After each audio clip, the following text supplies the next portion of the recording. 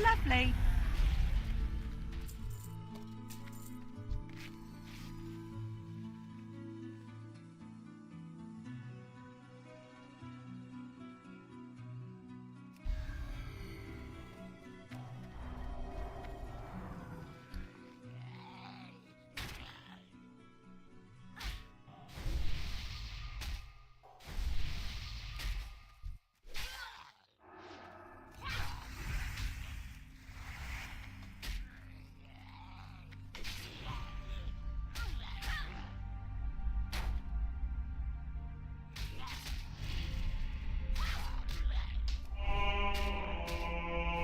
Lovely.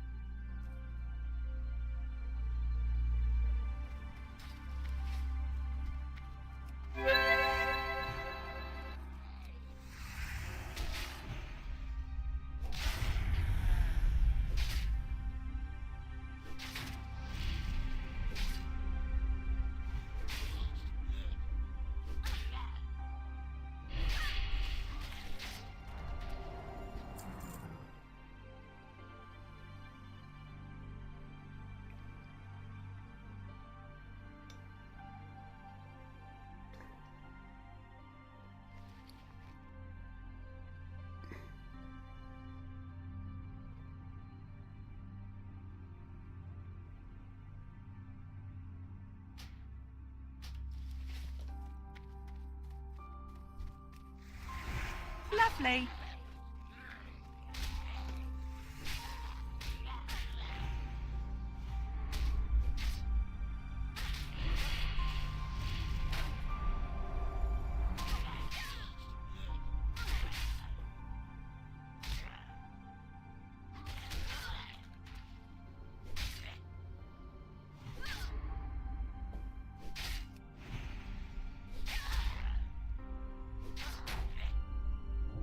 Lovely.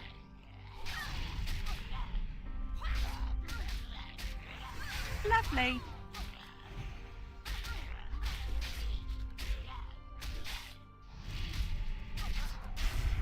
You can kiss your ass goodbye.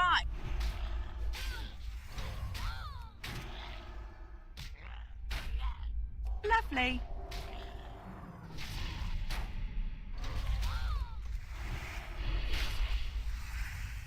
Lovely.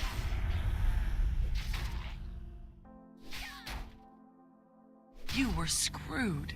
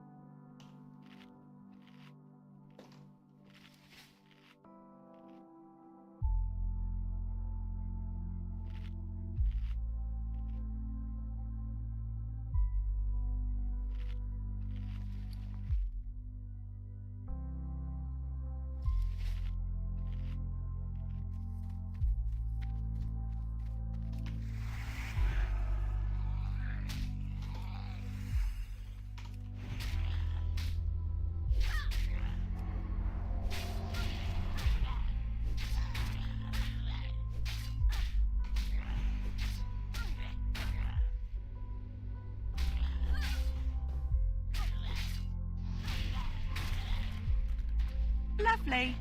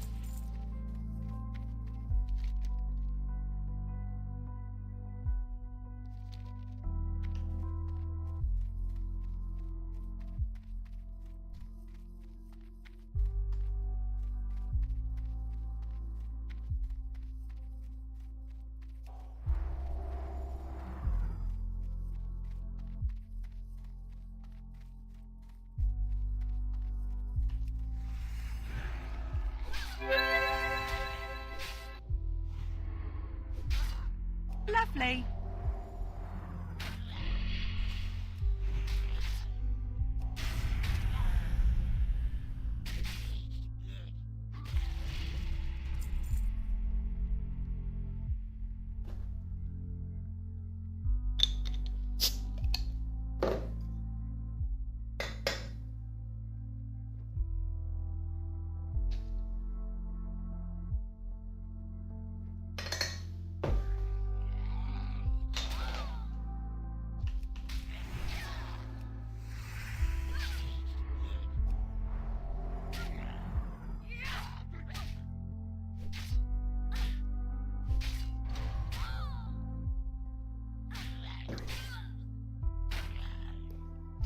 Lovely.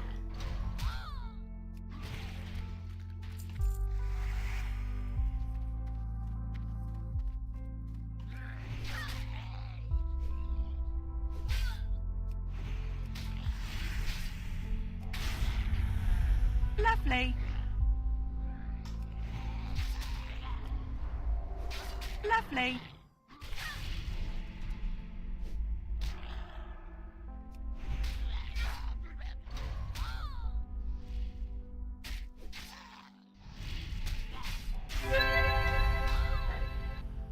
Lovely.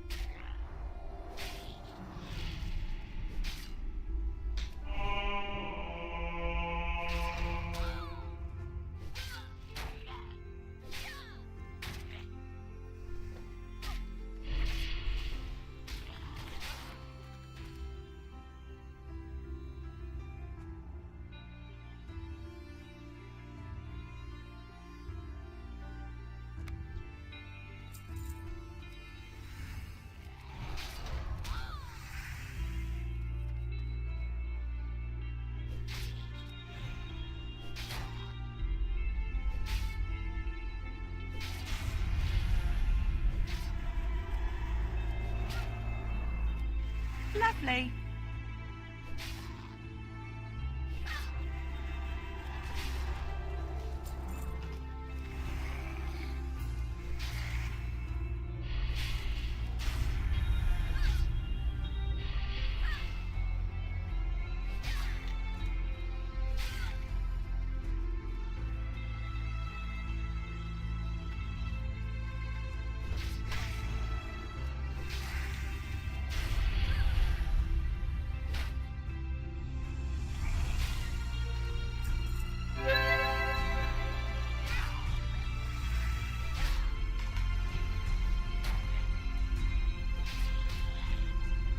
Lovely.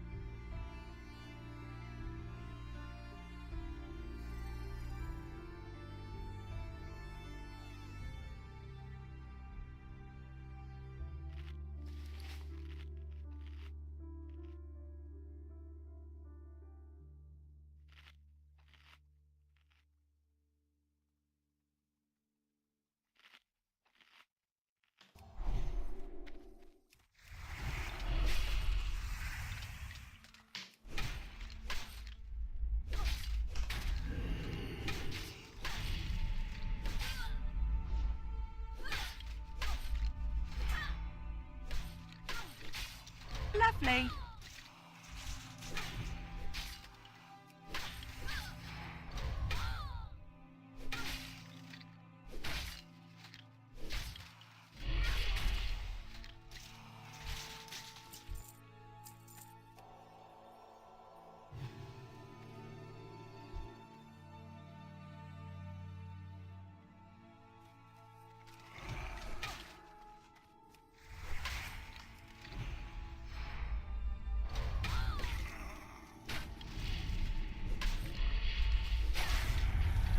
Lovely.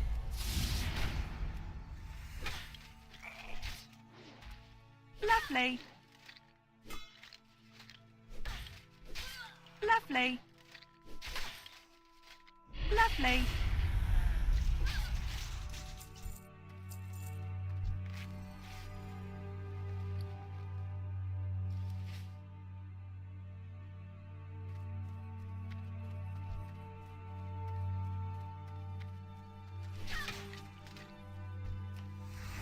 Lovely.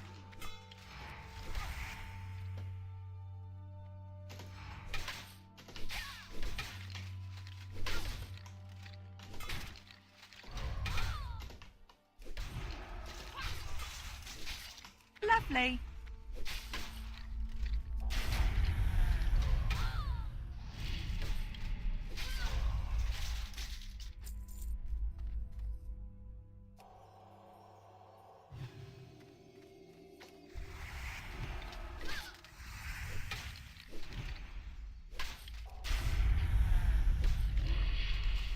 Lovely.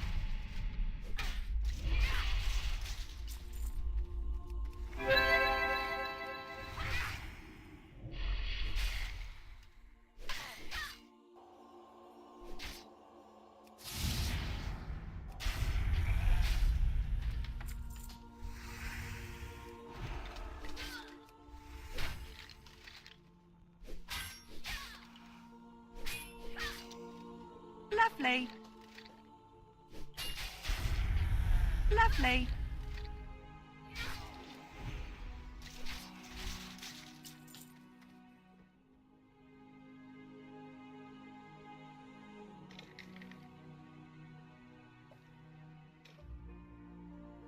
Ah, the Crypt Bone Staff. Actually, that's not a bad... it's not that bad, is it?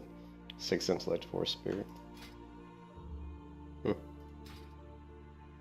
Not too bad for level 21 green.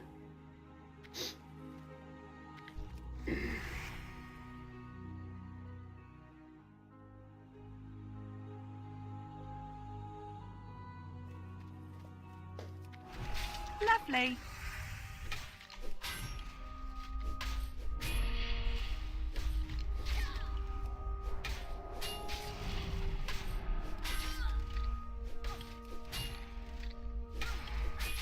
Lovely.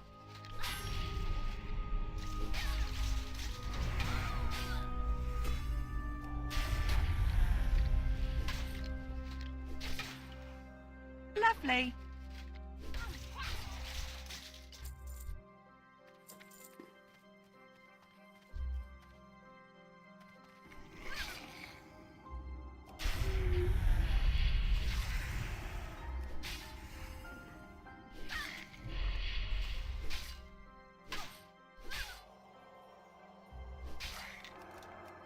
Aww. So close. You can kiss your ass goodbye. Lovely.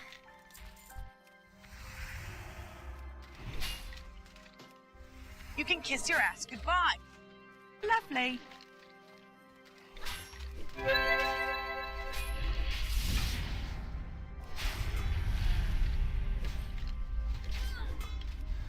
You were screwed. Lovely.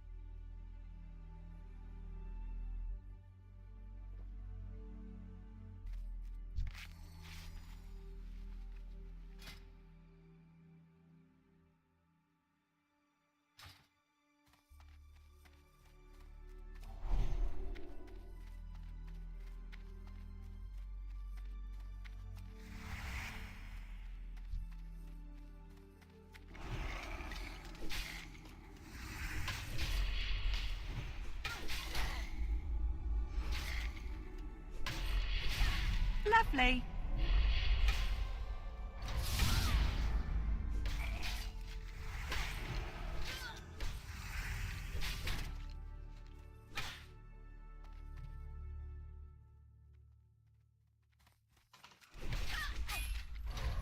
Lovely.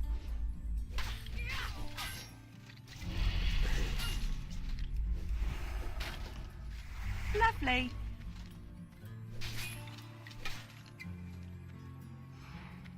You can kiss your ass goodbye. Lovely.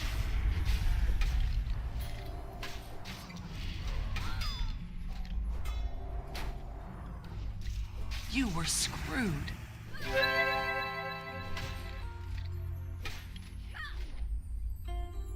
Lovely.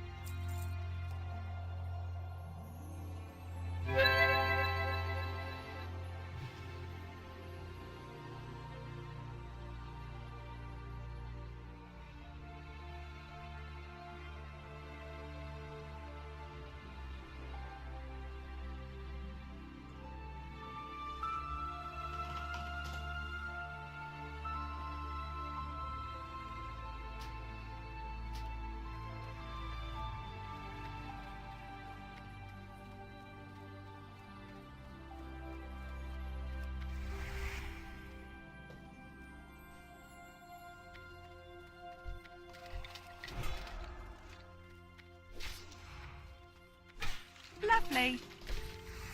Lovely. Lovely.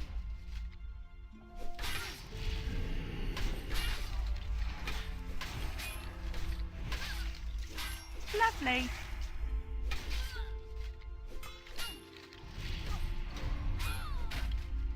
Lovely. You can kiss your ass goodbye.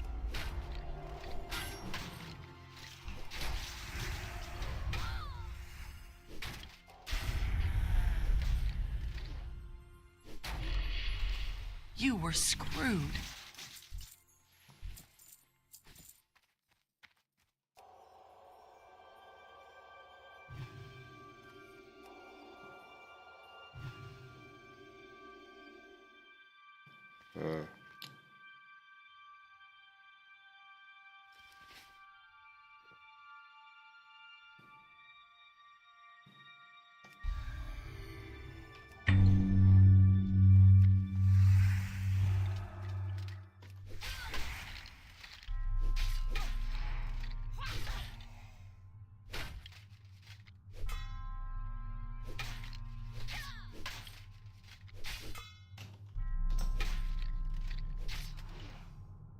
Lovely.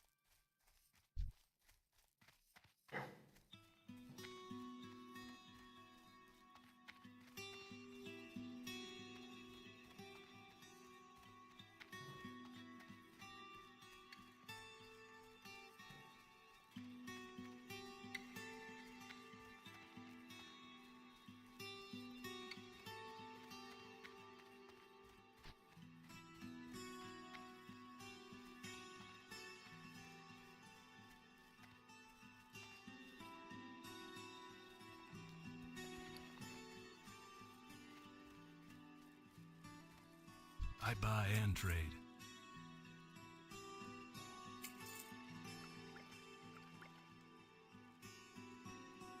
For the Alliance.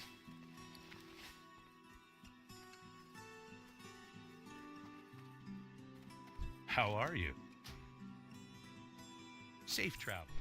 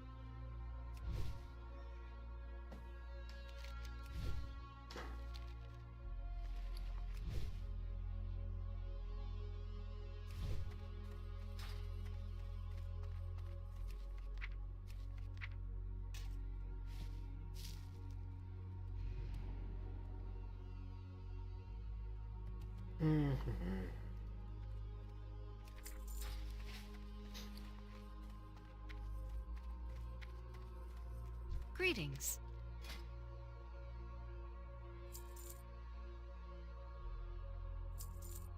Farewell.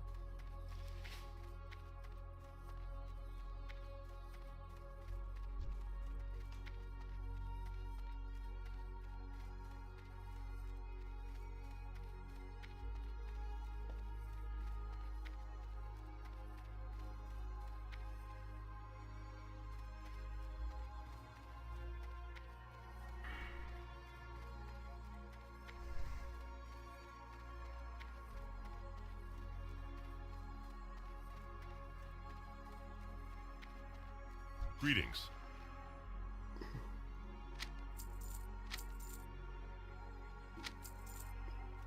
Alliance.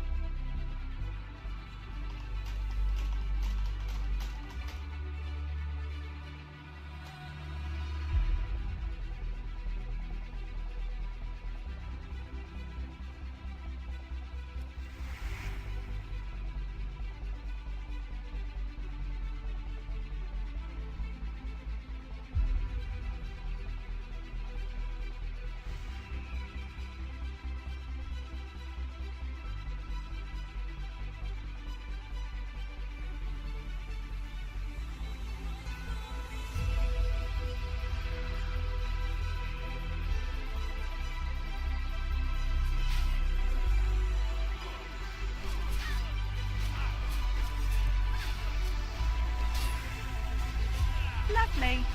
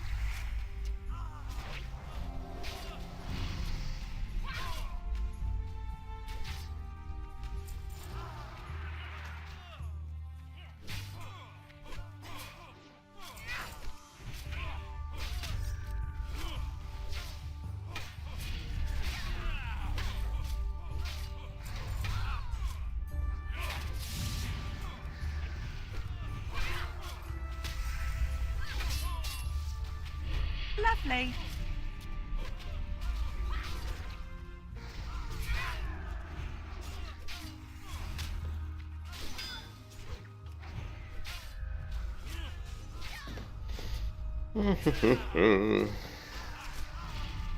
Lovely.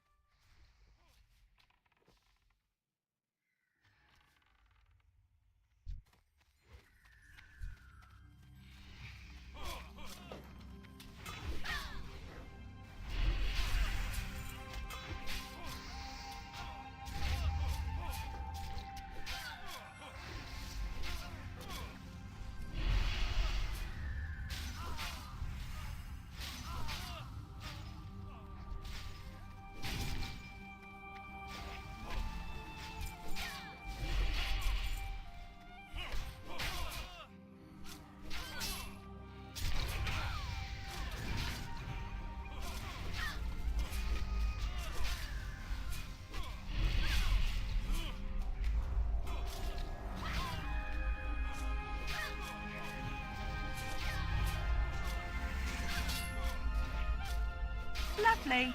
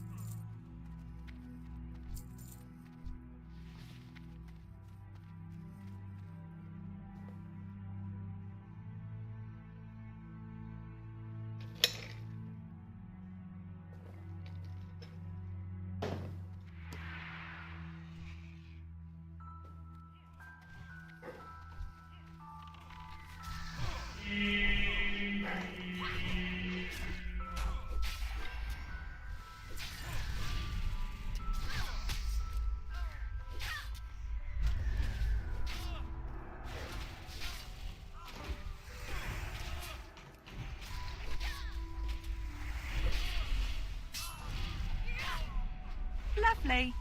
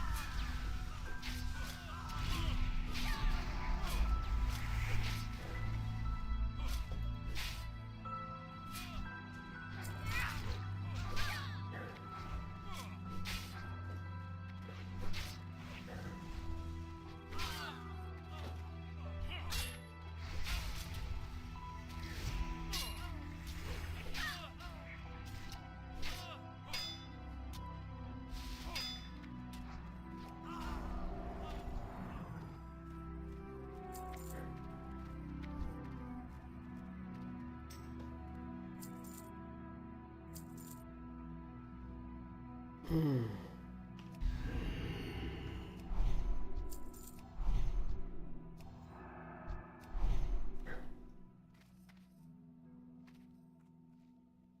I need to get my buff watch installed again. Kind of sucks.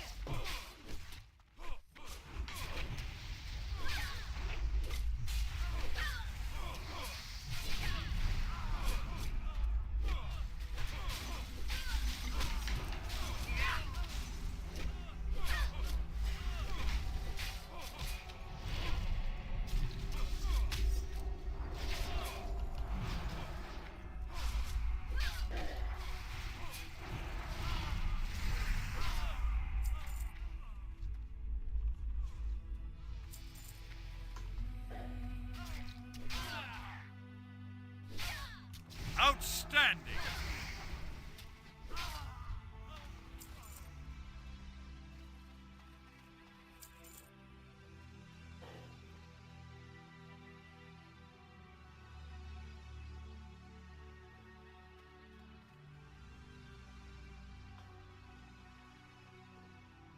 Looks like I won.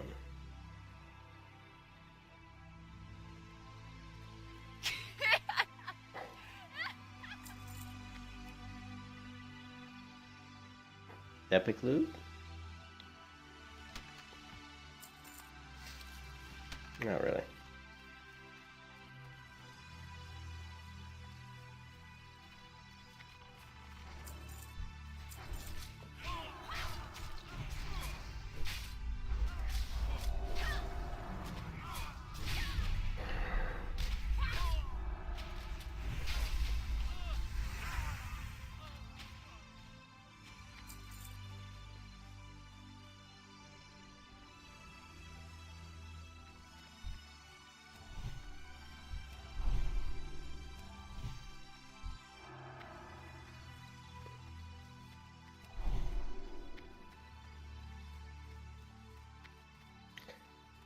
Yeah, usually I use Buff Watch, and I haven't. I gotta see if I can get that add-on because it's really nice. It just shows me when buffs drop, and I can just click the images to rebuff. It's just very useful. That way, I don't get people messaging me saying, "Hey, rebuff me," which is really annoying. Plus, it makes them think that you don't know what you're doing. You know what I mean?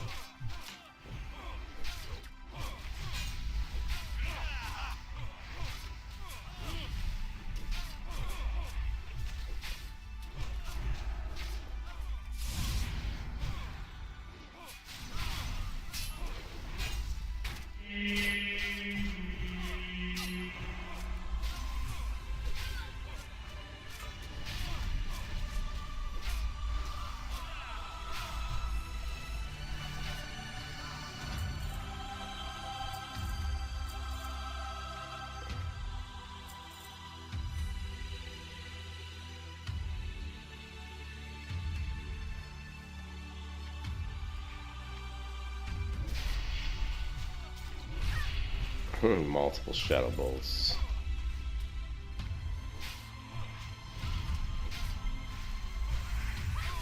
Lovely.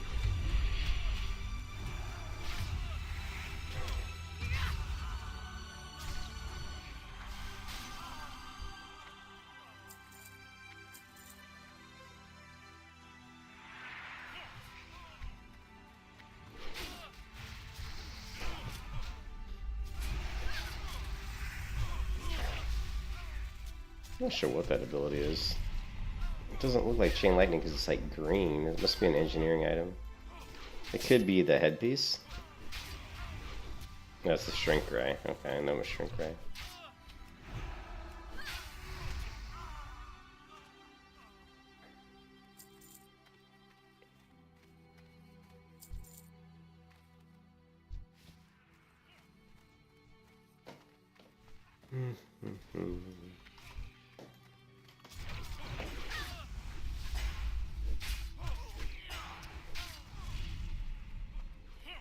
That guy's sitting in the corner like that.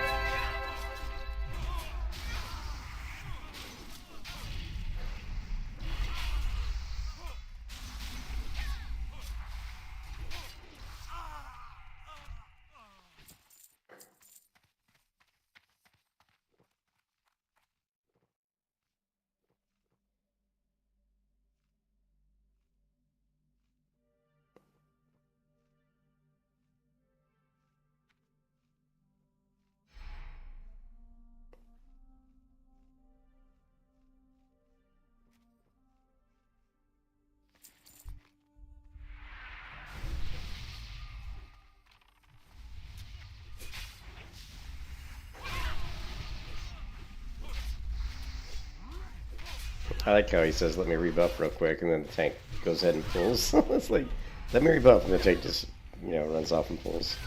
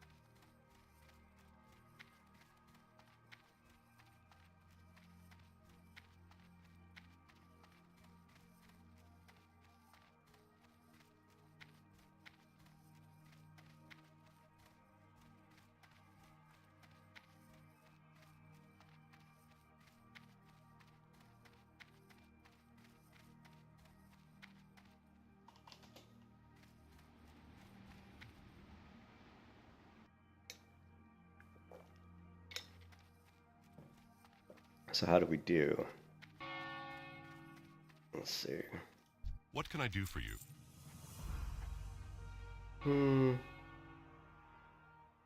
Be careful.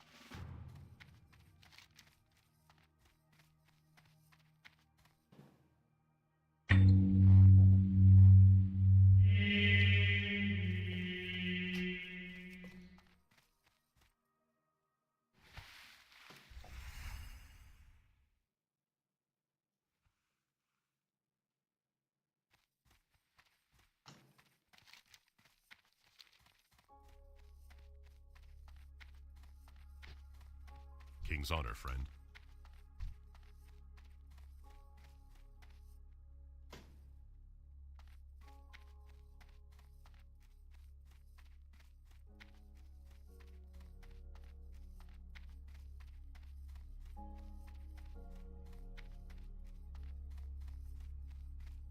I never go in this building. What is in this building? Like you, this is the orphanage, isn't it? Yeah. I never go in here. Cool building. But we can't go up the stairs.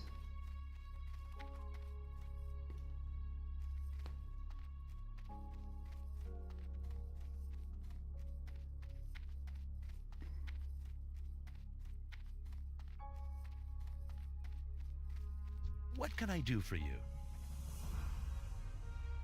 See you later. Have a good one.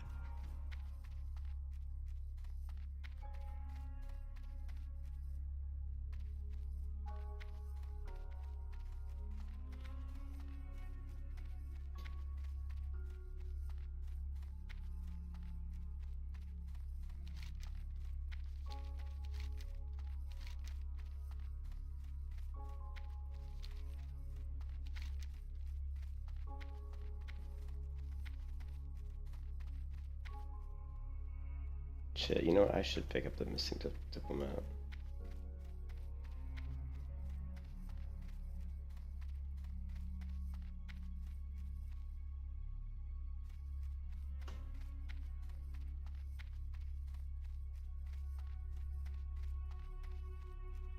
Damage taken.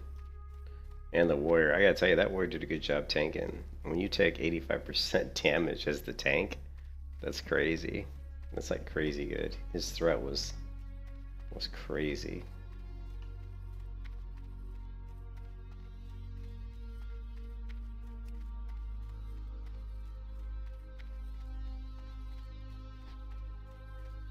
You need something? See you around.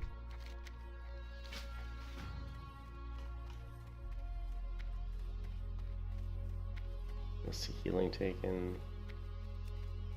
Look at that. The tank took 96%. Man, that is like insanely good. Yeah, warrior tanks have good threat if they do good damage. He was using a two-handed weapon, I believe. Although his damage wasn't like insane, 30%.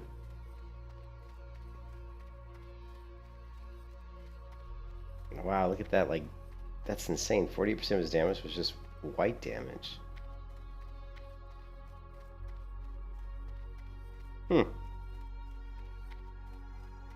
He did a lot of cleaves. This is pretty insane that warrior, 19% of his damage in that run was just solid dynamite. Which is probably pretty high level dynamite for... Well, that's pretty high level dynamite when you're running stockades. So his engineering's pretty high.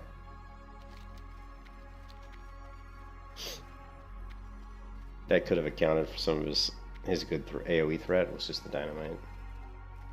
It's too bad. I wonder if there's an add-on that shows threat.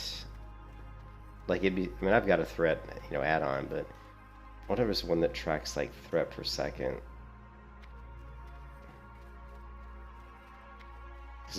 I'd be really interested to see how much threat per second his solid dynamite was doing. But I would imagine it's probably a pretty big portion of his threat.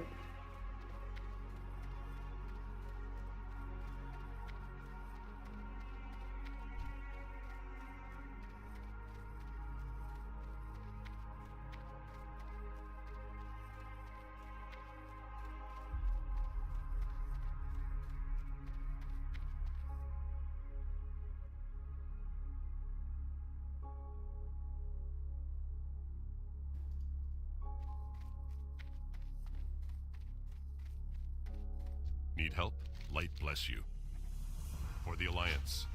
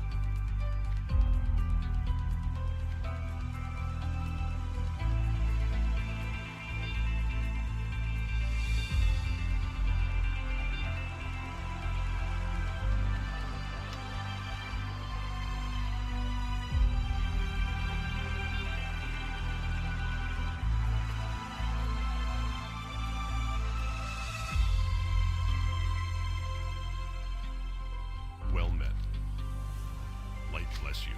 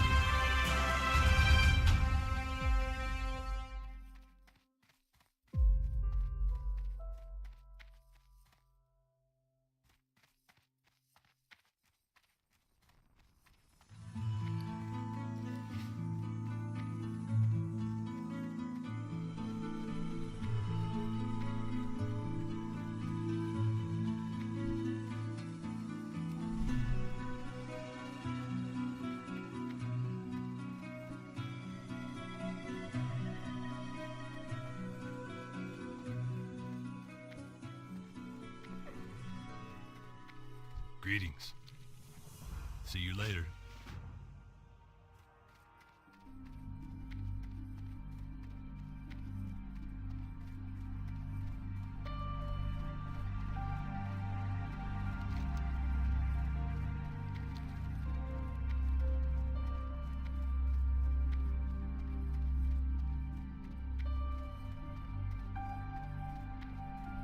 Oh, it's those rogues again.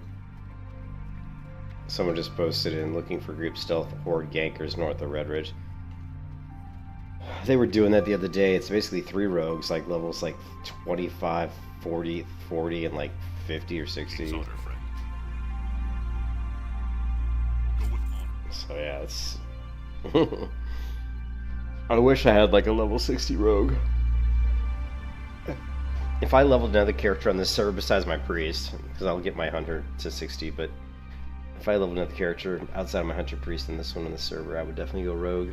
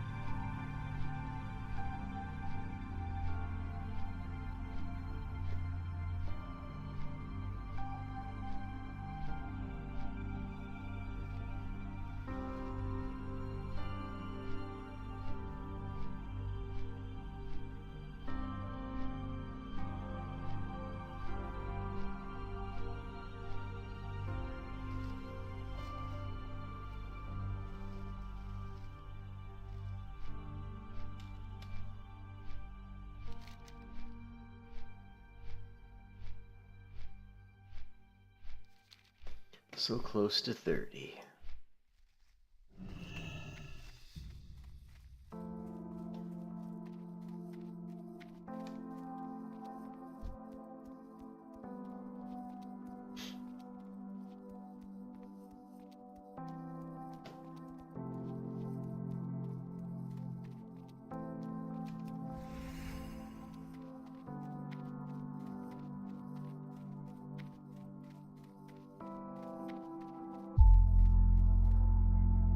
Need help?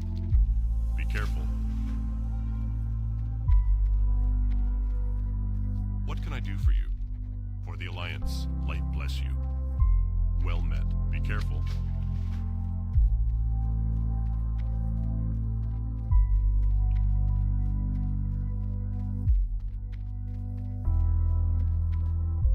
Greetings. Go with honor, friend.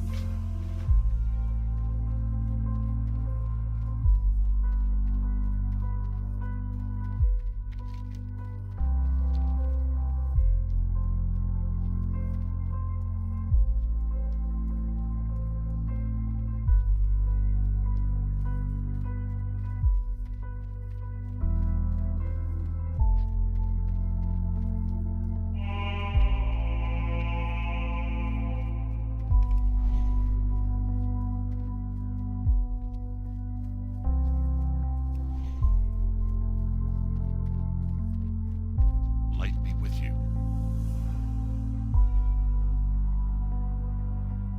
Light bless you.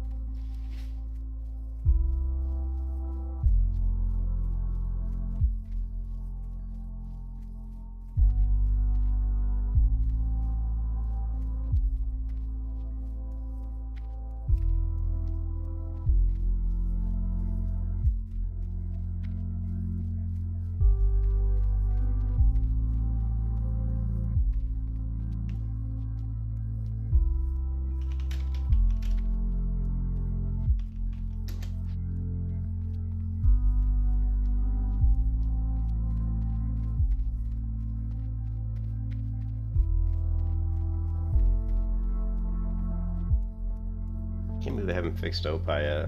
My add-on. It's like, it's been broken. I mean, it works here, but like if I want to like add, modify my rings, it's not working. Ever since the, look at this shit. Look at this. It's all completely fucked up.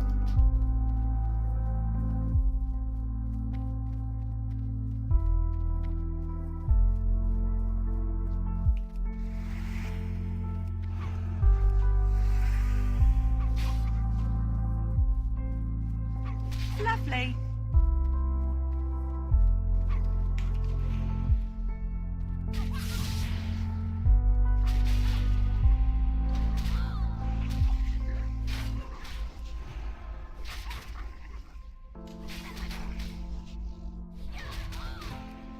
You can kiss your ass goodbye.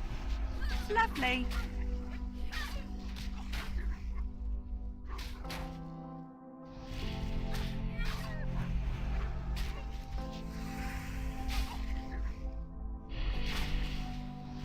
Lovely.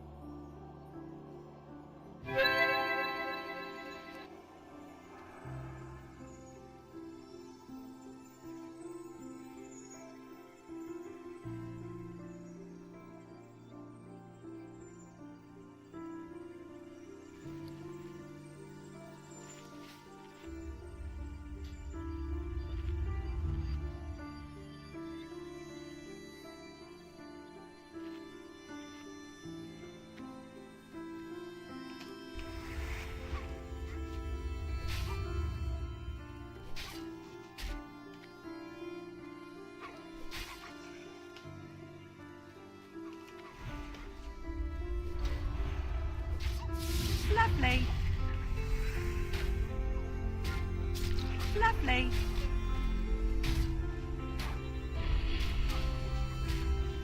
Lovely.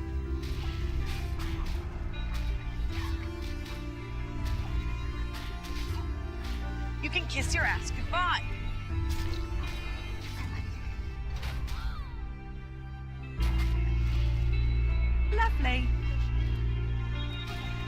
we're screwed.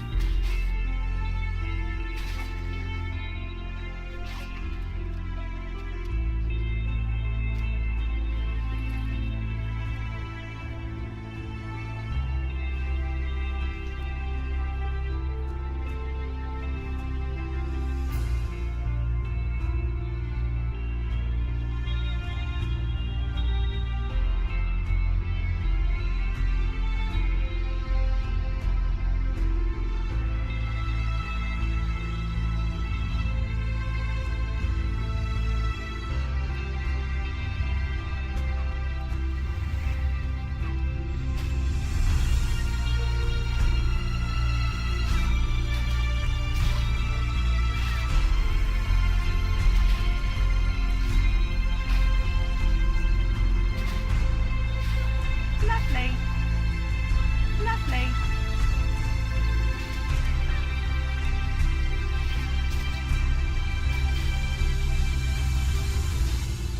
You can kiss your ass goodbye.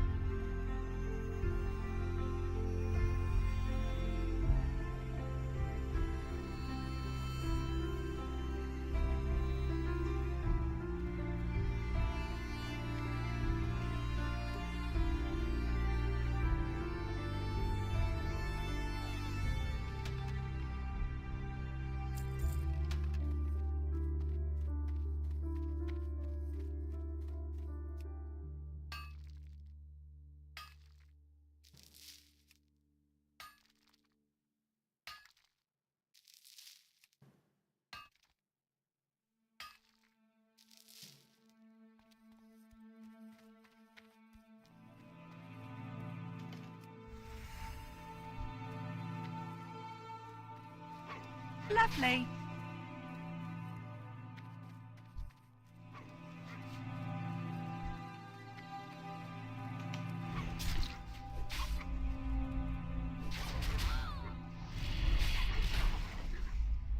Lovely.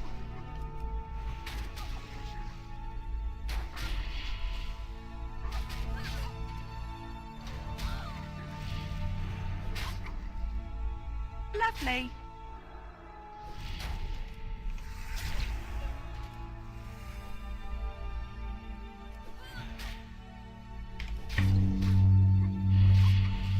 You can kiss your ass goodbye.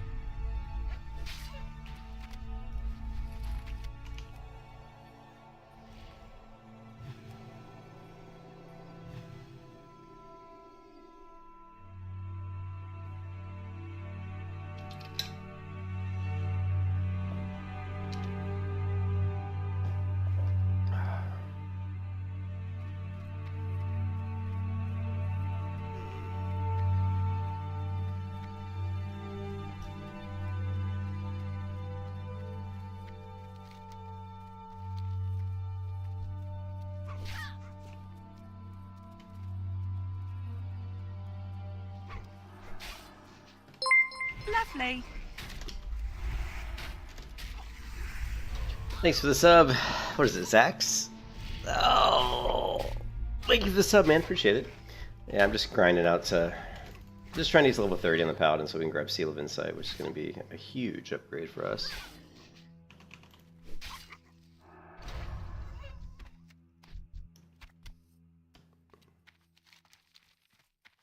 And then we can, once you get Seal of Insight, it's like, that's when really like your first real ability to AoE farm kind of comes online.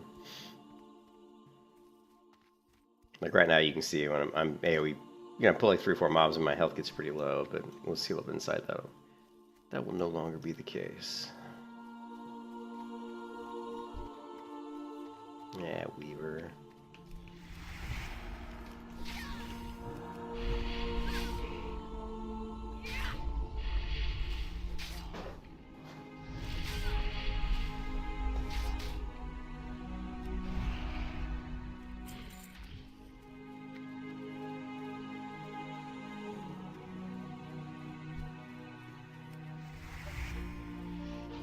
Lovely.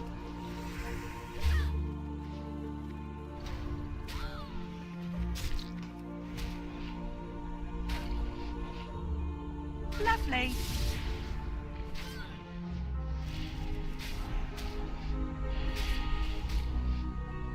Lovely.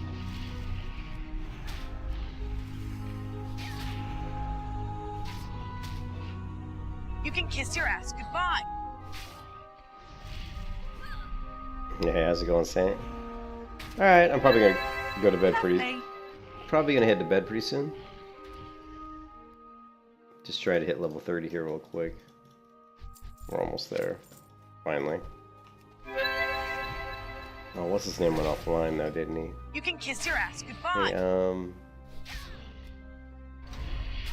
where's he at? You were screwed. Nice, in Blackrock Spire, never mind.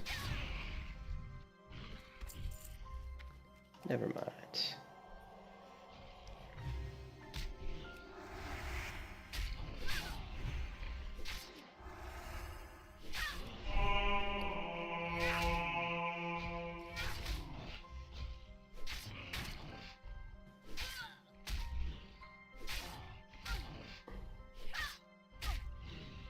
You can kiss your ass goodbye. That must be pretty close. Yeah, 42,000. Was it 500? We still need like 800 XP.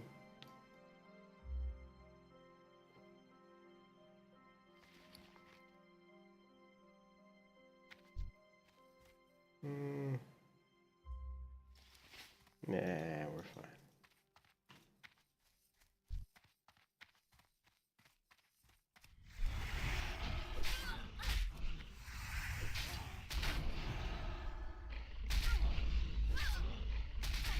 This is gonna be rough.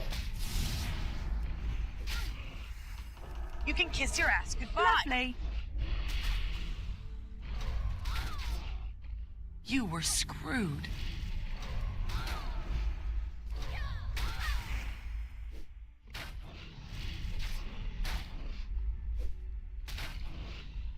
Lovely.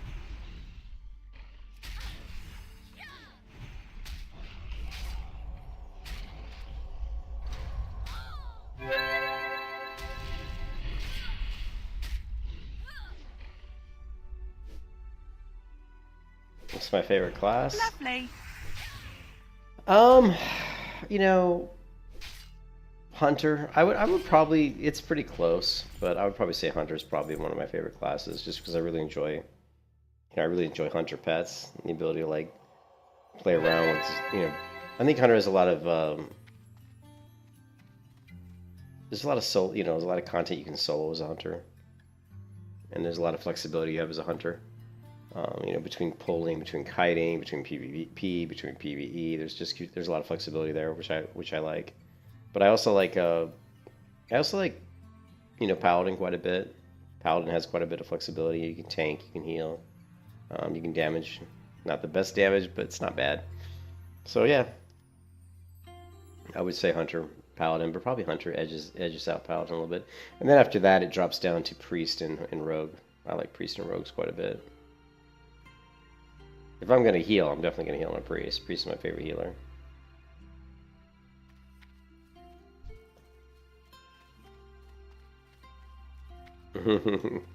It's not even an add-on. It's built into the classic client,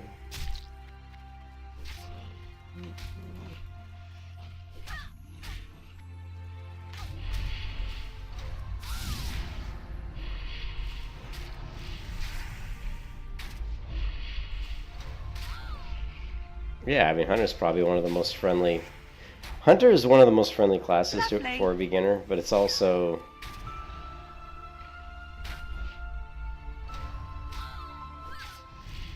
It's also like one of those classes that it's easy to be okay on Hunter, but to be like really, really good on a Hunter, like to be like the top tier as a Hunter, you have to kind of know what you're doing. But it's easy to be like, just like to be like so-so on it. But yeah, it's a good class for a beginner.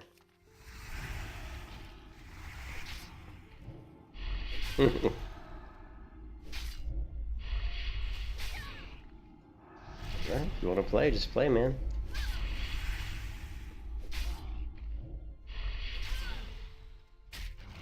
What do I need? Might as well finish out the Dark Runners here.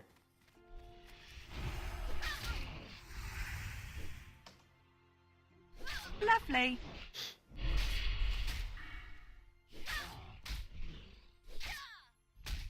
Oh, we still gotta. That's a bummer.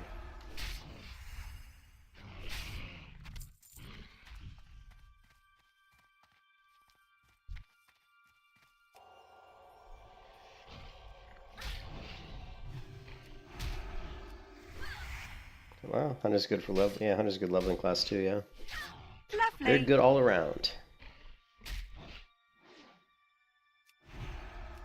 Lovely.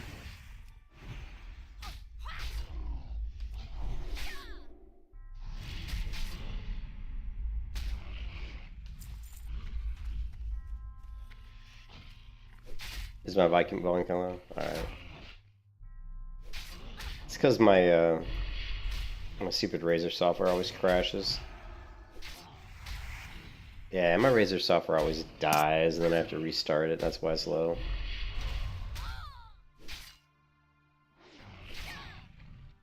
That wasn't that low though. 1 second. Should be alright. How's it sound now?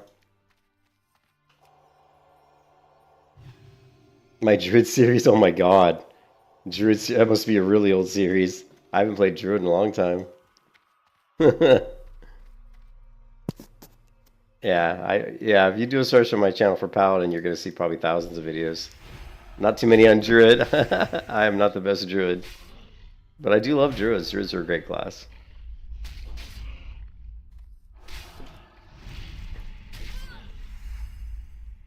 That's funny.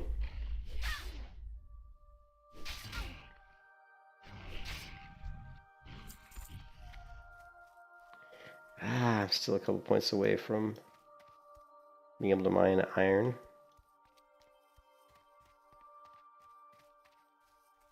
Let's see if there's any.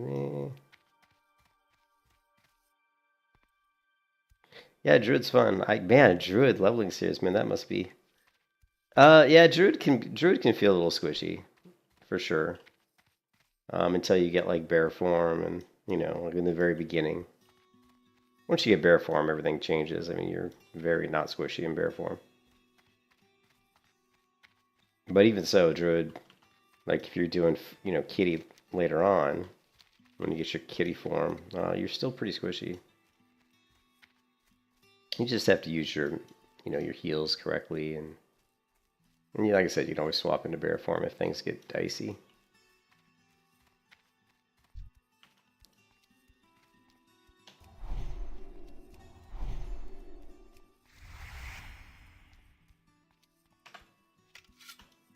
Yeah, but I just wanted to get this Paladin to level 30 tonight, and I did, so I have to get to bed pretty soon, guys. It's 2:30 a.m., so I got to work tomorrow. But let me head to let me to Stormwind. We'll go ahead and pick up one of the best, most iconic abilities for the Protection Paladin, which is Seal of Light, or Seal of Insight. I can't remember what they call it. At one point they changed the name. I think it's Seal of Light, I believe. Let's take a look. It is Seal of Light, yeah. Also, level 30 is nice because we get another rank of Consecration. We also get another rank of, What can I do for you? I think, Devo or maybe Retribution Aura. Have a good one. We'll see. We get Seal of Light, we get another new rank of Devo, and then of course we get Consecration, rank 2, which is huge. Yeah, 6 years ago. Oh my god. I don't even I'm sure I didn't get very far. Hopefully my microphone's better now. Does my mic sound better now? Yeah, I wonder how far I got 6 years ago. Oh my god. That must have been like on a private server. Let's see. God.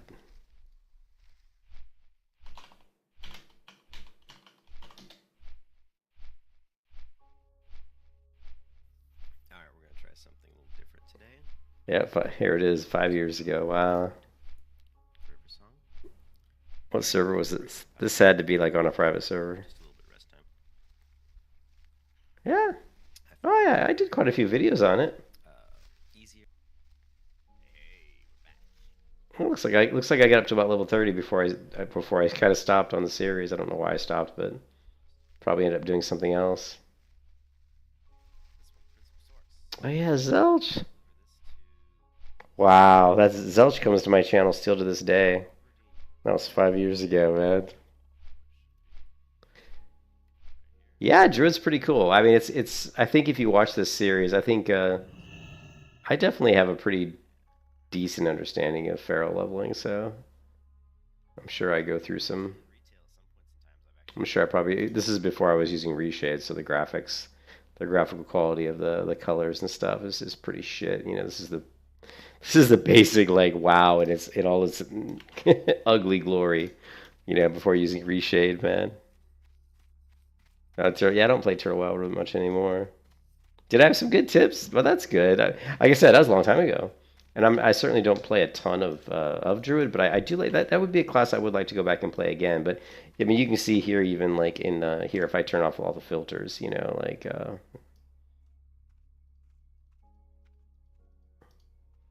you know, this is what WoW looks like. So that series here was before I was using reshade, which makes such a big difference. I mean, this is, you know, this is not, this looks so much worse, right?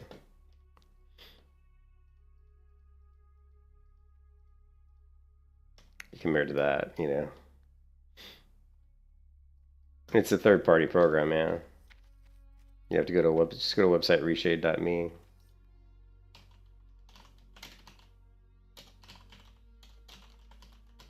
Reshade.me. Download it, install it.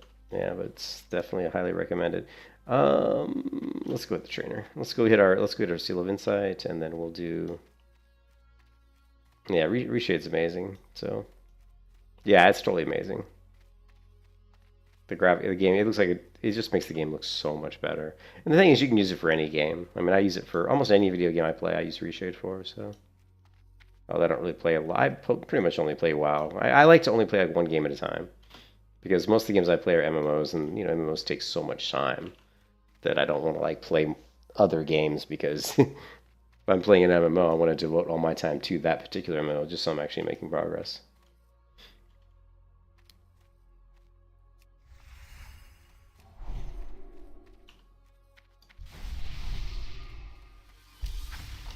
Fantastic. Whenever I see like a 60 priest, I get jealous, because I do love priests, man. Priests are awesome. Such great healers.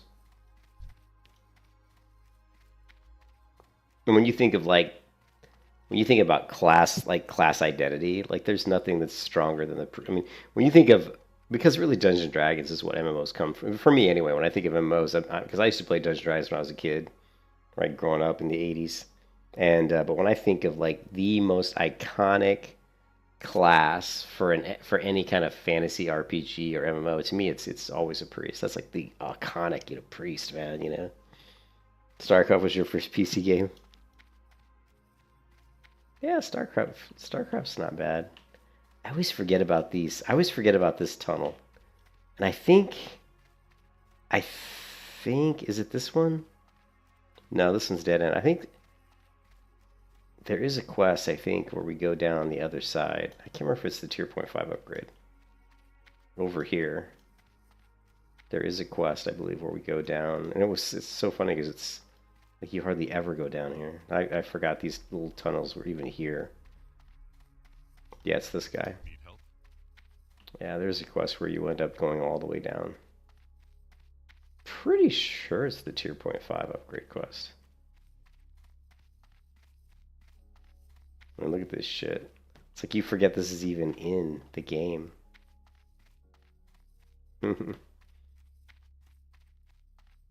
I never played.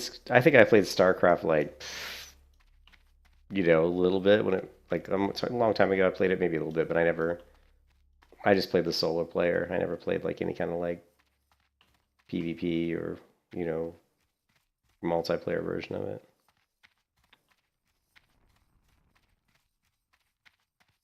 You said that was your first PC game. Okay, my first PC game. First PC game. I'm a lot older than all you guys. I can definitely tell you that.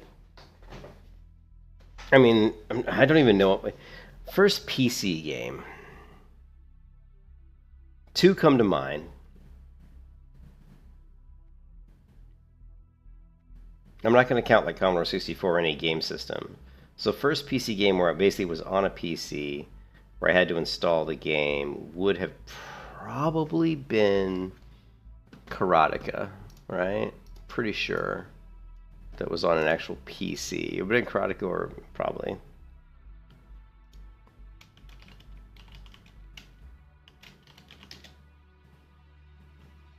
It would have been this game.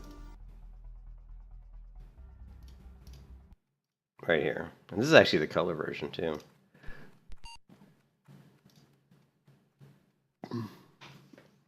Broderbund software, man, that takes me back.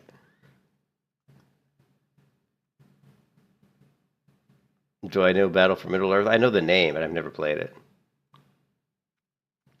First PC game that I probably played was like 19. Actually, I'm sure I played one before this, but the reason I'm saying that this was probably my first one is because this is the first true, like I said, this is the first true like PC game that was on a PC that wasn't like some sort of a game system that you plugged into a monitor. I mean, yeah, I guess it's a PC. I'm trying to think if there was something I played before this.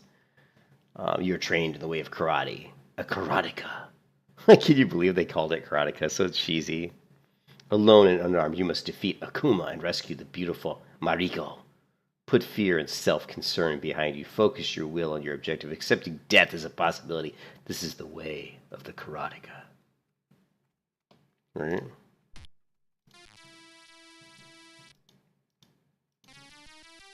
Or that music. And there's the chick, the women, the damsel in distress that you're supposed to rescue, right?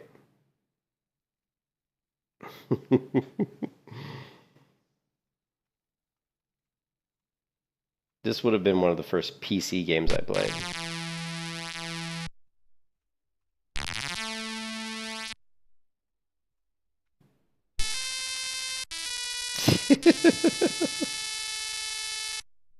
That sound. Yeah.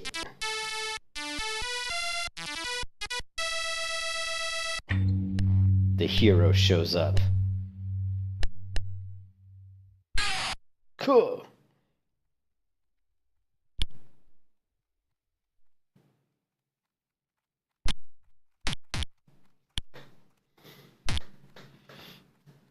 So yeah, that would be one of the first PC games I ever played. The other one would, of course, been way better and I truly iconic. Now, this game I played when I was in high school. So this was what, 84? So I would have been like a freshman in high school.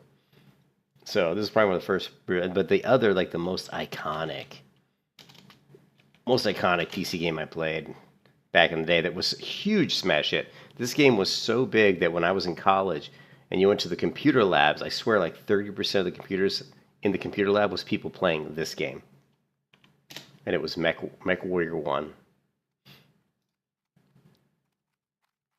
This game was, I mean, it was so ahead of its time, I think. Also, it was a 3D game, right?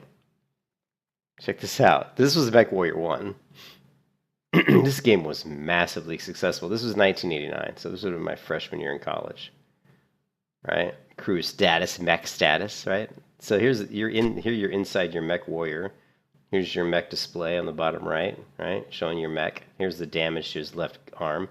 Here's a kind of top-down mini map, so to speak, in the bottom middle here, and then here's the view out to your mech's out of your canopy or whatever you want to call it.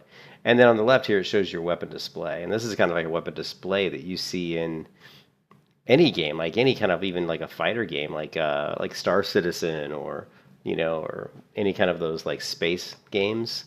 They each to this day have these types of like kind of a system. Where here it's talking about your medium laser and your rockets, so your MG rockets, right? And these are like S, I believe stands for. I can't remember if S is like S class, meaning it's like the weakest, Like medium lasers M, probably maybe medium. I don't know, or it could be power. Like could be how much power it takes because you can overheat, right? But this one was definitely, I think, ahead of its time because you have a 3D scene, right?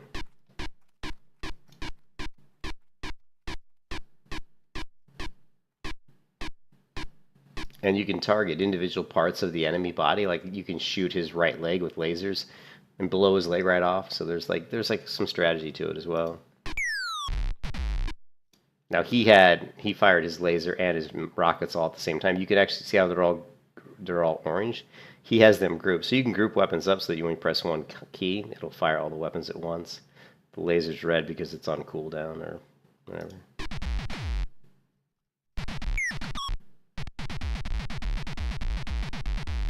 He is really firing these MGs. Could be machine gun. It's a machine gun. So these are machine gun. And these are machine gun bullets. Anyway, so that was like truly the second like big video game I played. And then once you get past, before that though, before like these games, then you have to start talking about, because I grew up in the age of arcade games. Arcades were huge in my era, right? In the 80s, arcades were massively huge. And nothing was bigger than Aladdin's Castle, right? Aladdin's Castle was the shit when I grew up, right? Look at this.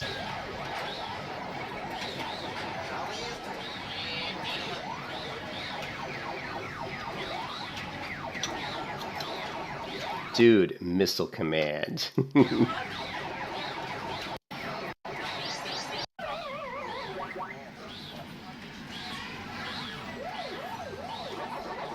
That guy's got he's got little kids with him.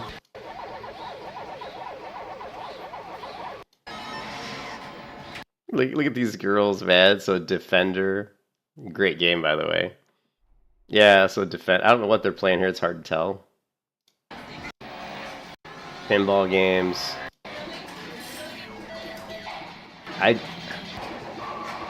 Galaxian, another iconic video game.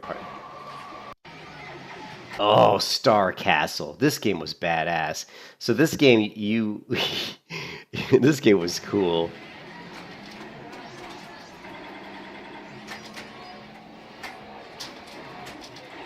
Oh, Star Castle. That takes me way back.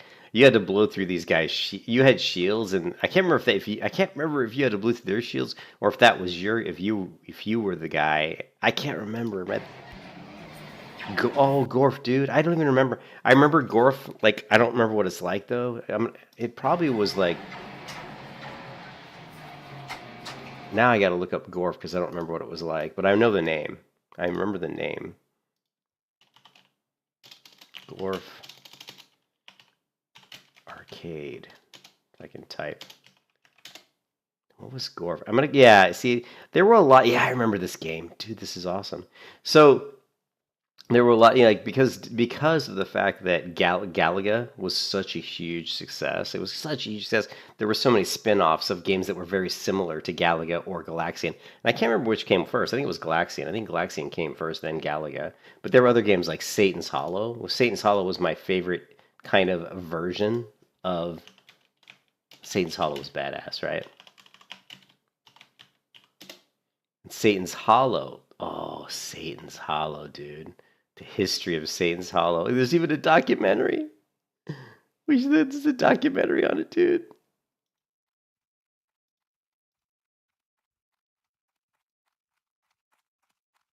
So Satan's Hollow, in my opinion, was like the best version of like a Galaxian or Galaga type game. I used to play the shit out of this game. So you had these little bridge of fire, and you would obtain bridge pieces by shooting the enemy and get bridge pieces from left side here. And you would build the bridge, and once the bridge was all the way across the river of fire, you'd go across onto another screen. And you would actually fight the devil, I think. Dude.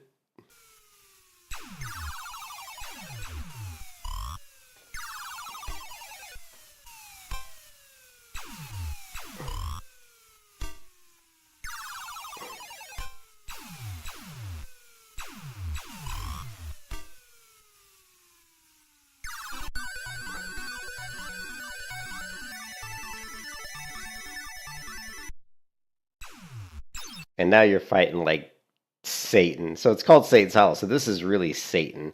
And Satan throws pitchforks at you. And by killing Satan, you then get another gun turn. So now you got 2 gun turns.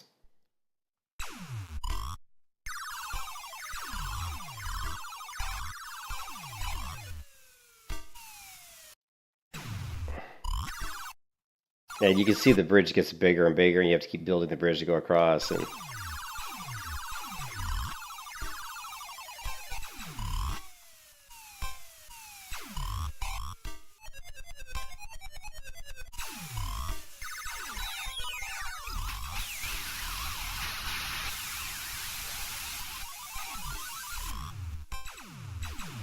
I was hella good at this game. I was very good at Satan's Hollow. It was a great game. And let's see, Gorf. Where's Gorf again? Let's see what Gorf looks like.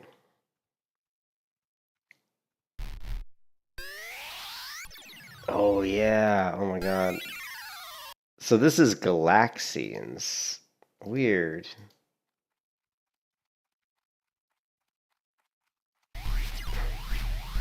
Yeah, so here's the difference. Gorf, you had this shield that came to protect you. So this is like, Galaxian. I love the sound, though. One of the coolest things about these old arcade games is they had some of the coolest sounds, you know?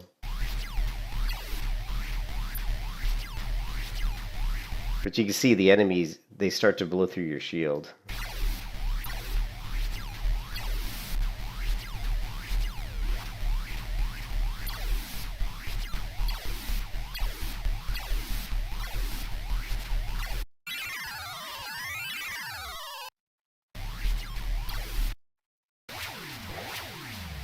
So it's a variation on Galaxian, because you can see there's all these, like, there's these different types of battles. And of course, another iconic arcade game, one of the most iconic arcade games of all time. Oh, it's just what I found this game. Now, this game, 1982. Now, this game, arcade long play. This game I found out about when I went to Six Flags, which is another big theme park right back in the day, right? I went to Six Flags, and Six Flags, like theme parks, were known for having massive arcades in them. And when I went to Six Flags in St. Louis, Missouri, they had a huge arcade, and they had about 6 to 8 of these Sinistar games lined up in a row. And the first time I played this game, it blew my mind. I was like, this game is badass. And the enemy's so iconic, right? Check this out.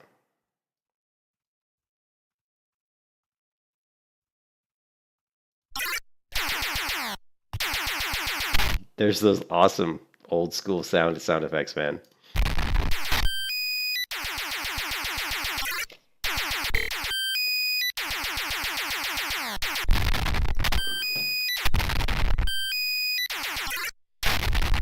And the whole goal of this game, right, what he's doing here is you're shooting these, like, clouds. I guess they're asteroids. They look like floating clouds, but they're really asteroids. You shoot these little dots break off, and you collect the dots. So these are bombs. And while you're doing this, you're trying to not get killed, because these other enemies are trying to kill you. You've got to collect enough of these bombs so that when Sinistar appears, you can kill him.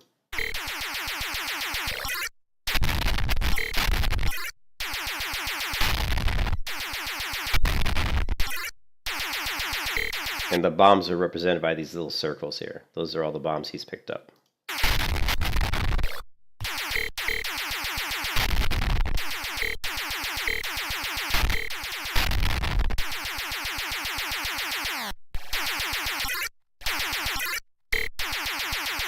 Also, one thing that's kind of unique about this game is you don't get killed if you run into the enemies. They can only kill you by shooting you.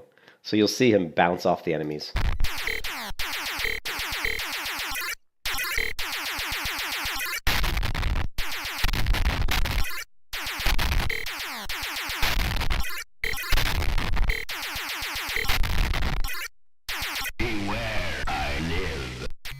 And then Sinister starts talking to you. He starts going, "Beware, I live." And he starts yelling at you, run, coward. And when he first shows up, like when you're playing this game back in 1982 and Sinistar appears on the screen, he freaks you out, man. You're like, holy shit, this guy's scary. I mean, it really, you're like, holy shit, you know, it was intense. I mean, look, he just came flying across the screen. Did you see that? And he's like, "Roar!" I mean, it's fuck. And they had the sound on these games turned up so loud, so it was like it was loud. Here, let's turn it up louder, just to give you guys the a feeling for what it sounded like.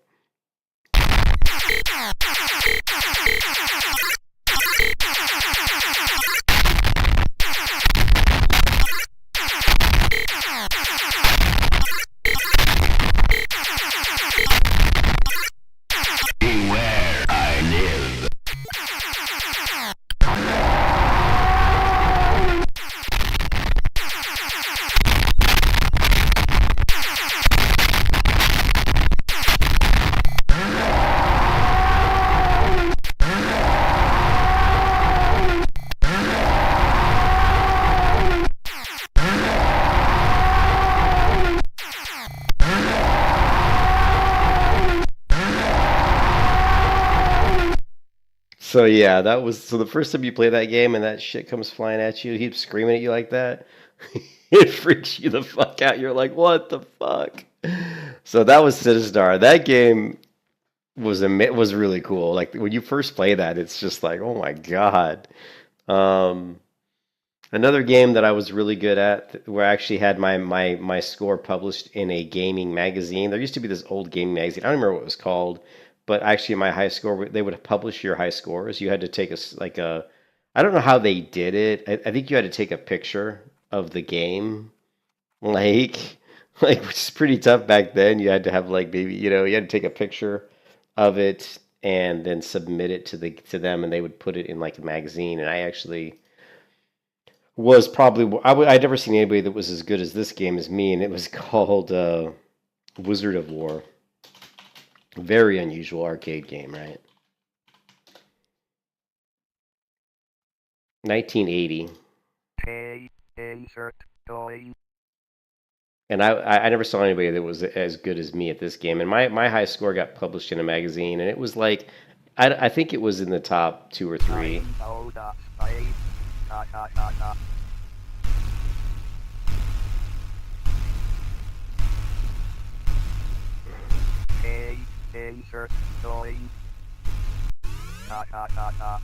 And it looks so mundane when you look at it now, but back in the day, this game was cool. And I think one of these old arcade games, the sound effects were really, I think, was such a pivotal part of the game. Like these sound effects were what made the game so cool, you know.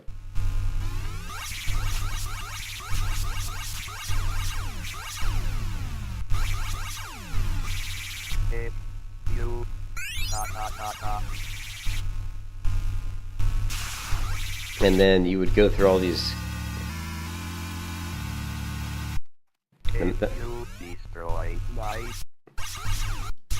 So the maps would change, and they would get less and less walls on the maps, and then that made it more difficult. But the enemies couldn't kill you diagonally. That was one thing that was they didn't have that back in the day. So like it was like if you're here, like this enemy couldn't kill you at a diagonal. He had to somehow get either above you or to the left of you.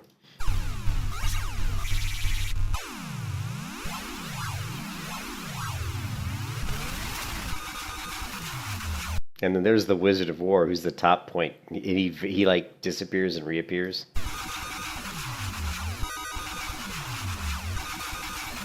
The other thing that was unique about this game is that you could play it as a single-player game, or you could play it as a two-player game. So you can see here 2 people are playing this game together.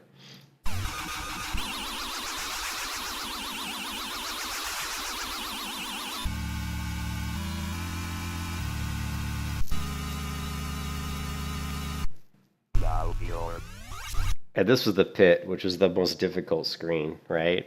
It's just empty.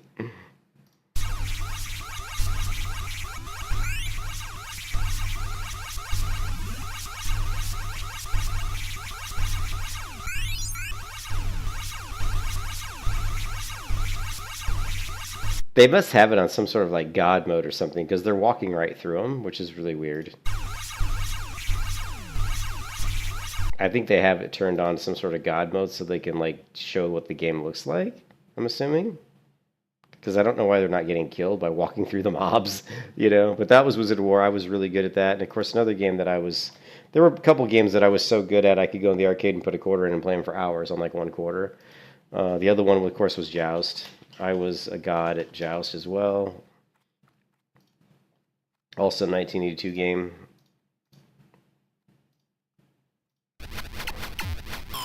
This was a super cool game. This game had you had to have really fine motor control. Well, it really was you had to have really good control of how you flapped your ostrich, which was basically using the the buttons. I mean, it's how you tapped. Like there was a lot of control that went into this, and this game had a lot of skill actually.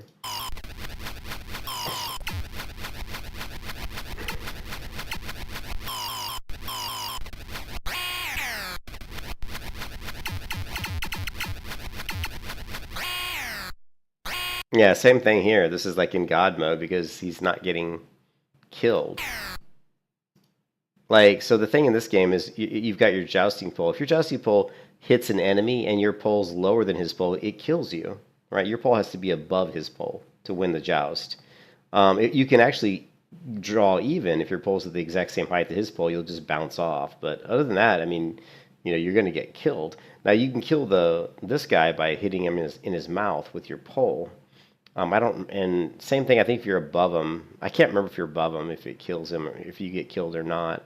But you definitely, I think you have to hit him in the mouth. I mean, so you have to be very fine control. But this, again, it looks like they're in God mode.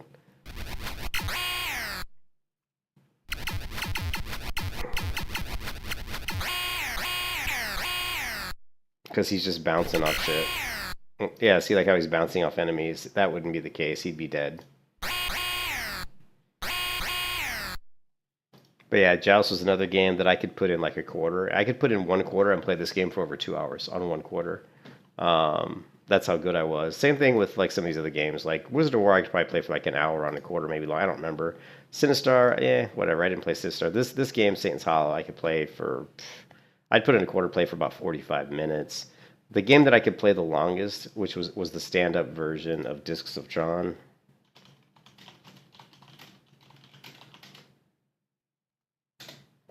There were a couple different versions. I don't know if they've got a... Here we go, this one.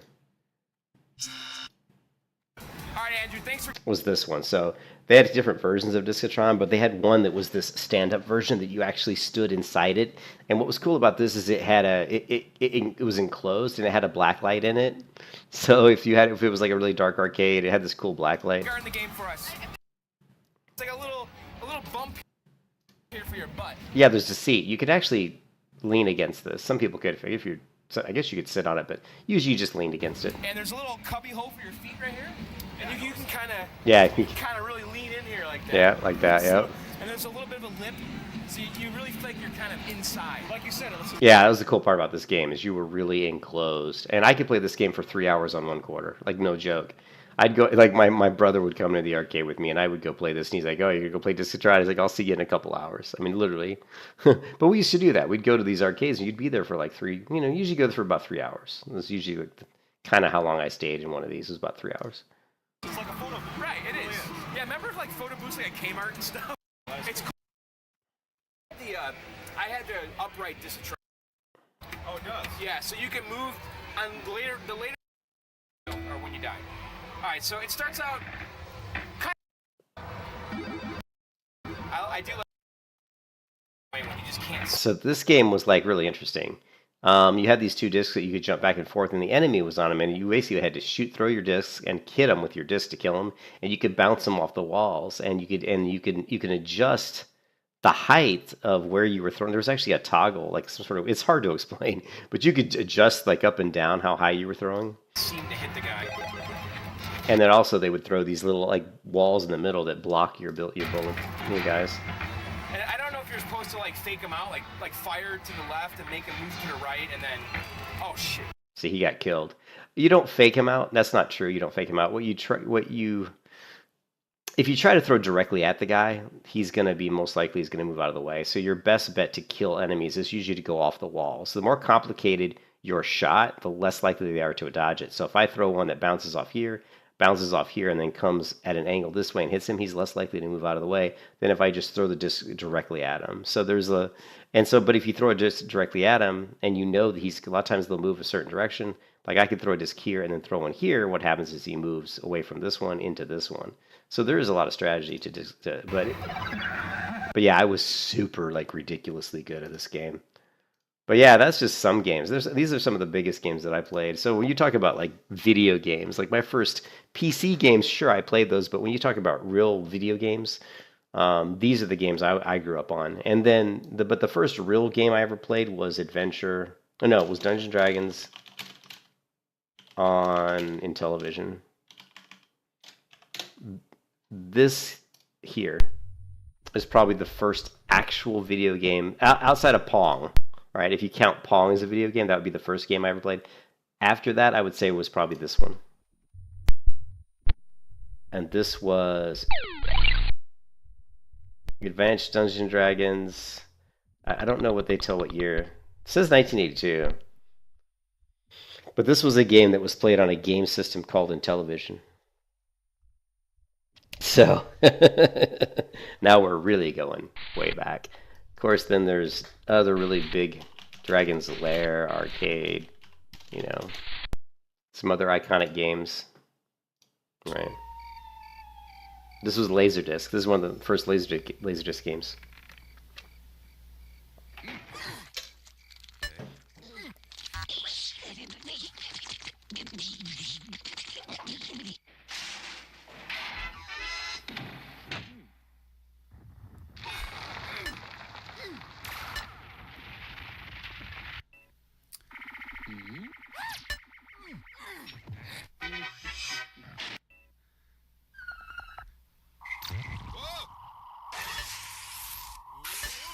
And all this game was it gave you like telegraphs to kind of tell you what to do, and you had to use the joystick and do the right thing at the right time or you would die. So you can hear the sound effect of the doot doot. That's him hitting the joystick in a certain direction.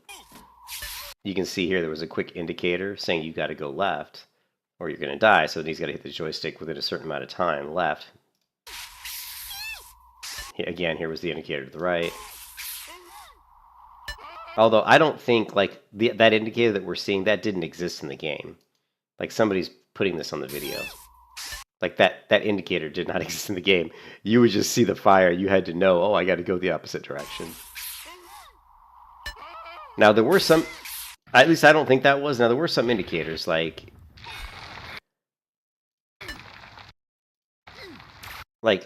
that flash, that yellow flash, that was usually the indicator. Like this little indicator is something that wasn't in the game. The indicator really was that flash that appeared in the doorway to let you know that, hey, you need to go this way.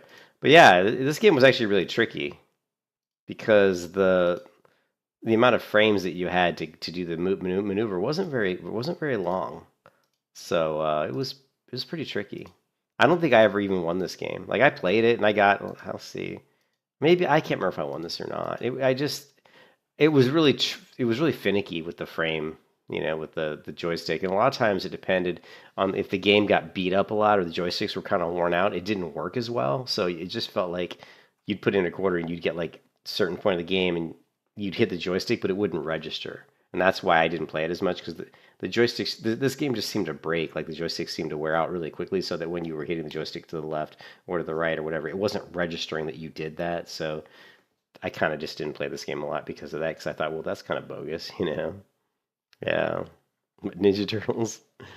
But yeah, I'm just saying, these are the games I grew up on, Like, these are some of the games I grew up on.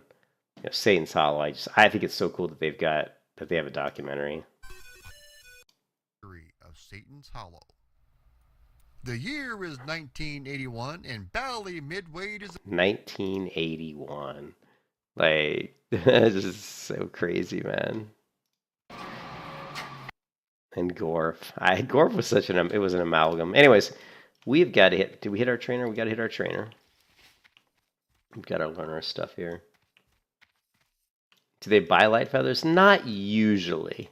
You need some. Okay, like on certain servers they do, because light feathers are used to do mob skips, right? So like priests will use light feathers to so originally when Classic Era first launched, light feathers sold like hotcakes, because I think it was Zul'Garub that allows you to basically like cast levitate on the whole raid, and people would like skip certain pulls by like floating down from one area to another. And I think it was Zulgarb where they were doing that. I don't really remember. I don't really know. But I remember that, yeah, the feathers were selling like really, like, like I made a lot of money. Like I would literally farm light feathers because they were selling so much. But I haven't seen that same strategy anymore. I haven't seen that as much. I don't know why, but I haven't seen them sell as well as they used to. So, okay, well, we actually learned quite a lot of stuff here. Exorcism, consecration, holy light. Blessing of salvation, sure. Resistance or devotion, and divine intervention. I can learn it, but I hardly ever use divine intervention. Mostly because I never get a situation where the group's going to die, but it is useful at some points. All right, so macros. Let's see if I've got my seal of light macro. I don't see it. What else did we learn? We learned redemption, rank 2. I don't even have my bars yet. That's hilarious, man. There.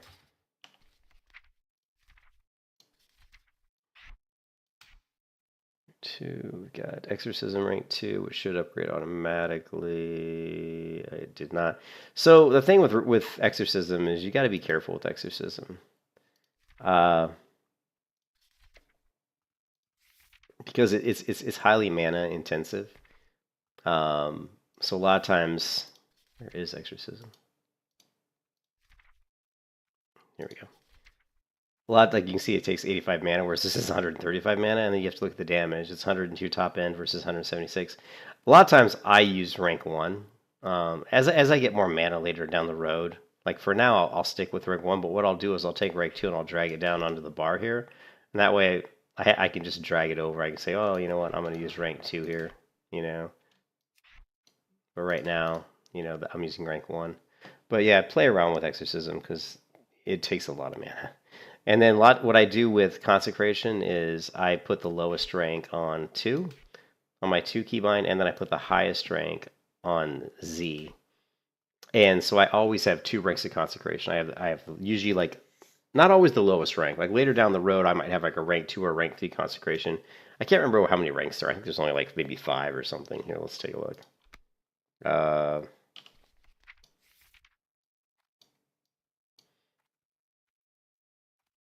Okay, consecration. Yeah, rank 5. I was right.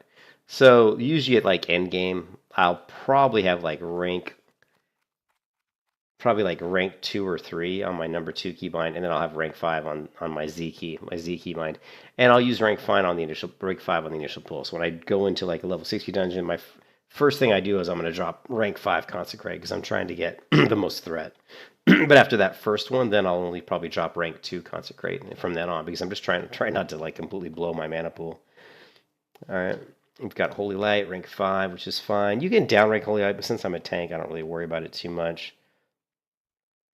And you do want to use max rank for when you're in between pulls, you know, in between, you know, your AoE pulls, just to like get yourself topped off as quick as possible so you can drink.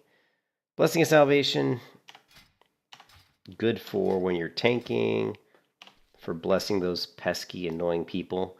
Rogues and shit get really pissed off, which is hilarious. Because you can put Blessing of Sanction. Like if you have somebody in your group that are just pulling threat constantly, like a rogue or a fury warrior or something, you just hit them with Blessing of Salvation. And I usually use keybind 5 for that. So we're just going to put this. Well, let's see, where do we want to put this? Doesn't really matter. We'll just put it here. Options, keybinds.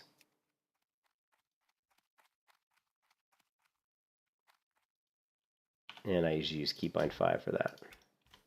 All right, so boom, boom. Salve. Shadow Resistance Aura. Now, I like to... Yeah, see, normally I have always the auras on my Opie, but Opie's broken right now. They fucking broke it, and they haven't fixed it yet, so we're just going to have to do the old-fashioned way of putting it on a keybind on our bars, which kind of sucks, but That's just the way it is. And so my keybind for that typically is numpad 8, right? Okay, numpad 8. You're in that Moonkid Cave in the Druid series, those Moonkins were dropping copper. You meant feathers. Oh yeah, the Moonkin, like, that's the best place. Like, if you're gonna farm feathers, the Moonkin in Darkshore, not Darkshore, yeah, Darkshore. The Moonkin in Darkshore are by far and away the best place to get feathers. I was on a kitty, like a feral druid, and I remember I farmed up over 100 feathers in like 40 minutes. And they were selling for like 15 silver. I'm not joking. They were selling for like 15 silver, 9 silver to 15 silver each. Like, when it first came out that some raids, people were like progressing. They were trying to be like, you know, server first, I think was what it was. I think that might have been why they were selling for so much, as people were trying to be like ahead of everybody else in the progression. And by skipping certain pools, they could get the raids cleared faster. So they were just looking to clear it as quick as possible. And so they were using the light feathers, I think, to do, like, you know, mob pack skips. All right, so Exorcism, what else we got? Shadow Resistant Aura, and then we got Devotion Aura, rank 4. That's going to be right here. Well, where is it? Where's my Devo? Here it is. And it's already upgraded to rank 4. That's fine. And we got Divine Intervention, which I'm not even going to bother putting that in a key. I don't like to put that anywhere anyway, because if I accidentally use it, like if I get to a point where I literally think I'm going to use Divine Intervention in a dungeon, which it just never happens. It's like I never use this ability. Like, if I have to kill myself to, like, save somebody, then our group completely failed, and it's just whatever. And that just doesn't happen, man. Like, not when I'm tanking. When I'm tanking, that shit doesn't usually happen. So don't waste my time with it. But you should put it on a bar, though. I can tell you that when I've listed the light feathers, they haven't been selling. They have not been selling. But I would say since I don't think they cost much to list, I would just say go ahead and keep listing them. You know, keep listing them. I think eventually they'll definitely sell. All right, we have a talent point here, and you know, obviously we want to get to shield specialization, but we need to have 10 talent points. We've only got 9, so we're going to put a talent point into. Now here's an interesting call, because you can go into Guardian's Favor, and the benefit of Guardian's Favor, if you're planning on doing a lot of tanking, it's really useful to use Bop on, like, your healer or a rogue, someone who pulls threat a lot, who might get themselves killed. You know, you just bop them, and having a cooldown of just putting one talent point here reduces the cooldown of less protection by a minute. So, and I think it's normally, what was it, 5 minutes? It's 5 minutes. So taking it from 5 minutes to 4 minutes is pretty big. So a lot of times if I'm doing a lot of dungeons, I do like to put one talent point. I see the end of that. But at low levels, at this low level, I wouldn't really worry about it. You know, this is more like later when I'm doing like higher level dungeons. So at this point, I'm just going to put one talent point to toughness. And then our next 3 talent points are all going to go into shield specialization. And then, again, it comes down to if you're going to be tanking at this level, like, let's see, 3 more talent points would put me at level 33. You know, at that point, am I going to be doing a lot of dungeons? Like, you know, and if I am, then you might want to pick up Improved Righteous Fury. But for me, I don't really do a ton of dungeon runnings on my Protection Paladins until I get to around level 40 and I start doing ZF. So by the time I get to ZF, then I usually like to have some talent points into Righteous Fury. And then if we look at, let's see.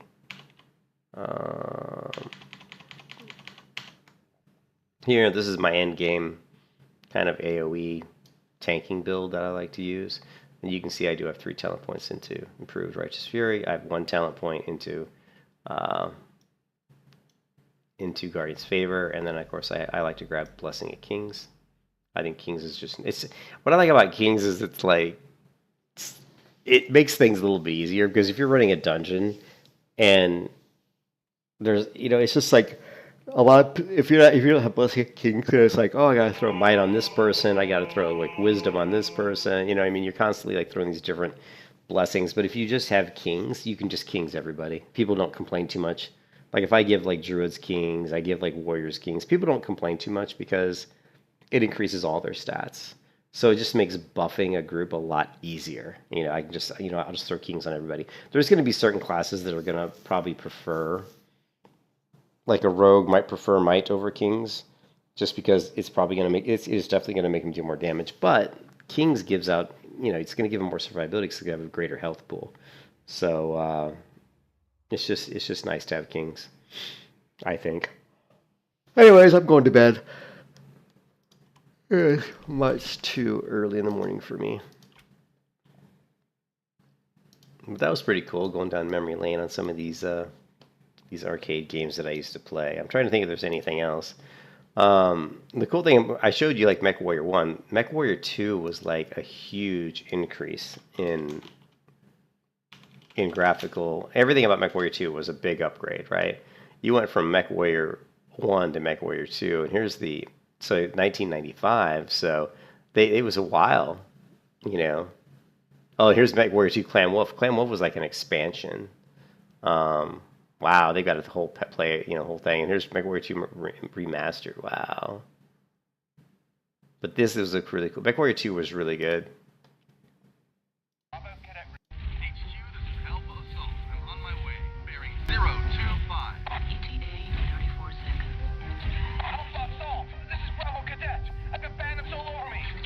So this is like the intro, like the cinematic intro. But just look at how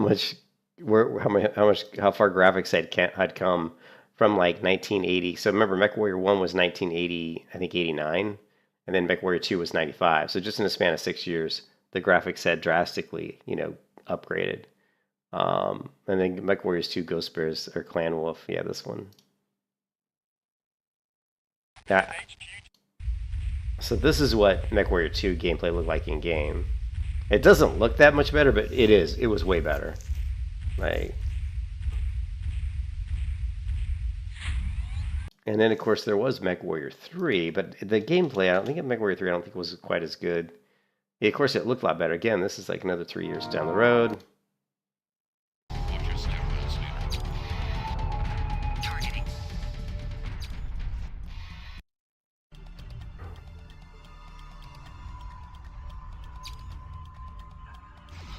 So what's funny is you had these better graphics, but for some reason it just didn't, like the gameplay, the movement, everything didn't feel as smooth as MechWarrior 2. So even though you had this and it looked better, it didn't feel the same. It didn't feel the same, which is funny that the graphics are so much better. And I think they did a MechWarrior 4. But yeah, MechWarrior is one of my all-time favorite game series. There's MechWarrior 4. And now this was when it started to feel a lot better again. I remember MechWarrior 4 was really good. Yeah, this is probably the best as far as graphics and also movement, the way the game felt. Enemy detected.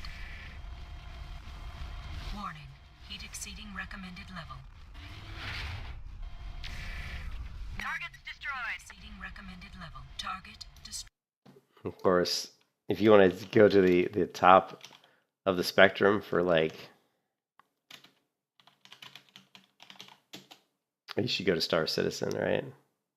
Do we have? I don't know if we have one. Ground Assault. If you guys give me a weapons check. Now you have Star Citizen, which I've got Star Citizen. I play Star Citizen. Star Citizen's a great game, but look at the graphics in Star Citizen.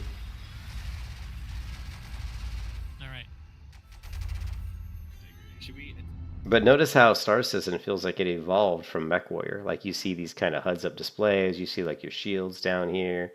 You see your ship shield, but then you actually see your distribution, your power distribution. And then over here is more shield display type stuff. But here you see like your kind of, I think this is weapons. I can't even hardly tell. It looks so weird. I don't really see their weapons display on here, which is kind of weird. And you'd think he would have that up. Normally you have your weapons display. All right. Here we go. Engine on. I'm gonna hit the ceiling. Now he's on like a like a hover bike or something. No. Now you're just gonna be against the wall. I'm good. I'm out. All right. Good. I'm not. All right, come on out. But yeah, Star Citizen is really, it's super ambitious, and when it works, it's amazing. When Star Citizen works and you don't run into any weird errors and everything just works, the game is incredible. Especially for like co-op play with your friends, it's absolutely a blast. Some of the most fun I've had in video games in the last 10 years was definitely, well, the last 5 years was definitely playing Star Citizen. It's just, it's so full of bugs, and some of the bugs that they just feels like they haven't fixed them, and it's really a little frustrating. Welcome back to Cryptosaurus. I'm George. It's really beautiful. Let me show you a little bit more. All right, guys, I'm going to bed. Hope you guys are having a good one, and I will catch you all in the next stream. I don't know when that'll be. Probably tomorrow night. Peace out, man. Have a good one. See you next time.